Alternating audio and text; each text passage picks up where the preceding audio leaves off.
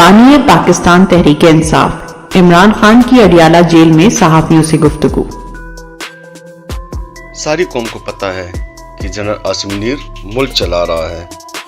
General Asim Munir ने मुझे तोड़ने के लिए तोशाखाना रेफरेंस में बुशरा बीबी को सजा दिलवाई। मुझे और मेरी बीवी को कुछ होता है तो जनरल आसिम मुनीर जिम्मेदार होंगे। London plan general Asim Munir और नवाज शरीफ के दरमियान था। लंदन प्लान के लिए जजेस को भी साथ मिलाया गया। ISI ने जजेस की तकरीरियां करवाईं। अगस्त में जब मुझे पकड़ा गया तो पुलिस मेरे बेडरूम में दाखिल हुई। वहां से मेरा पासपोर्ट और चेक बुक भी ले गए। इनाम शाह और तोशाखाना के एक मुलाजिम को ISI ने मेरे खिलाफ वादा माफ गवाह बनाया। तोशाखाना में सजा दिलवाने के लिए दुबई में पार्ट टाइम सेल्समैन से ग्राफिक ज्वेलरी सेट की मालियत का तखमीना लगाया गया। तोशाखाना रेफरेंस बनाने पर चेयरमैन नेब और इनाम शाह के खिलाफ केस करूंगा। फवाद चौधरी प्रेस कॉन्फ्रेंस कर चुका था, लेकिन इसके बावजूद उसे वादा माफ गवाह बनाने के लिए पकड़े रखा।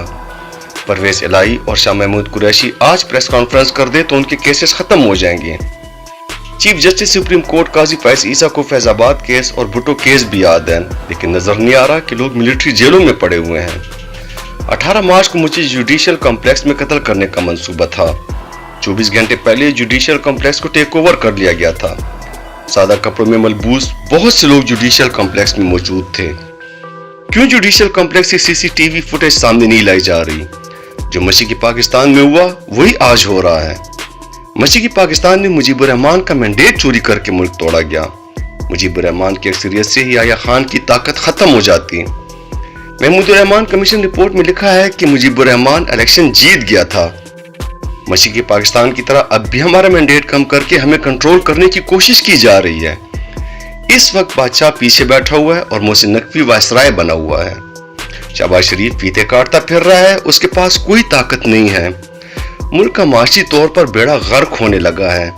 जजेस कह रहे हैं कि एजेंसियां धमका रही हैं। आसिफ जरदारी और शरीफ फैमिली के अरबों डॉलर बैरून मुल्क पड़े हुए हैं। आसिफ जरदारी ने बयान दिया कि एक सियासी जमात फौज का इमेज खराब कर रही है। जब हम इक्तिदार में थे तो फौज का इमेज आसमान पर था।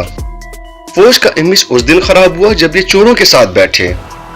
जरदारी और शरीफ खानदान की करप्शन का हमें ISI और जनरल बाजवा ने खुद भी बताया था। जरदारी और नवाज शरीफ ने तोशाखाना से गालियां ली, उनका केस क्यों नहीं सुना जा रहा? जनरल आसिम मुनीर की तकर्री से पहले आरिफ अलवी के जरिए पैगाम भेजा था कि हम तुम्हारे मुखालिफ नहीं हैं। मैंने आरिफ अलवी के जरिए जनरल आसिम मुनीर को टेलीफोन करवाया था कि मुझे उसके लंदन के प्लान के बारे में मालूम है।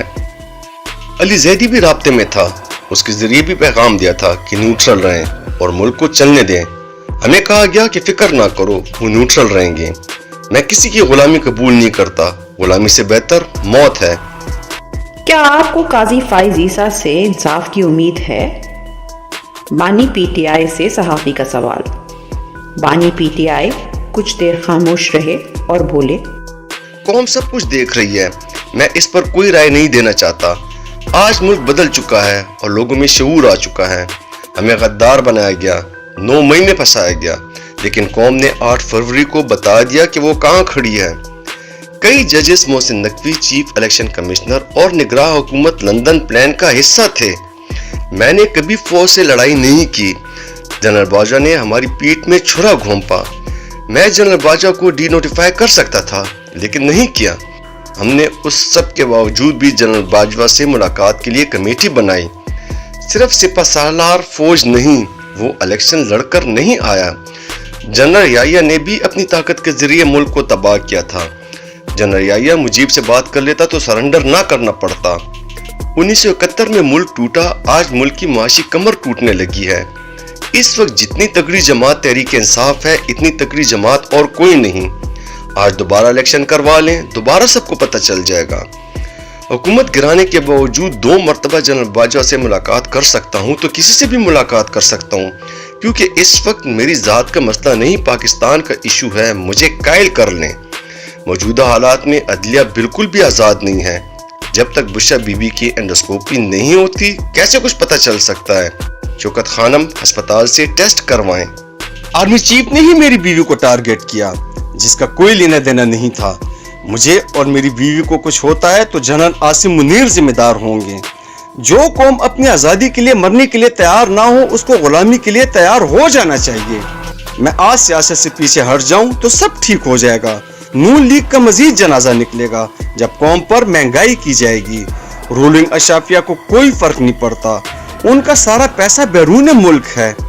اس وقت امید صرف عدلیہ سے ہی ہے. 6 ججز جو کھڑے ہوئے انہیں سلام پیش کرتا ہوں. تمام ججز کو معلوم ہے کہ کیا ہو رہا ہے. ججز ملک کے مستقبل کو بچائیں, کیونکہ سرمایہ کاری صرف قانون کی بالادستی سے آ سکتی ہے.